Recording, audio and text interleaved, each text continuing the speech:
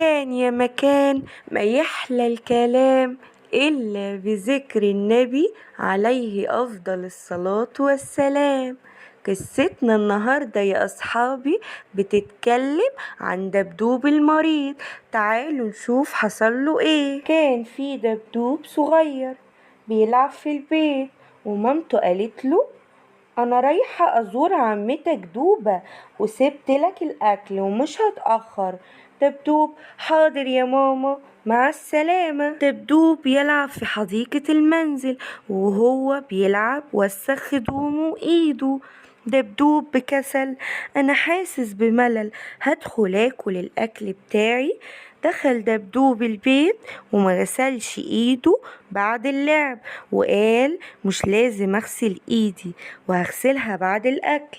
وقعد ياكل دبدوب وما غسلش ايده قبل الاكل،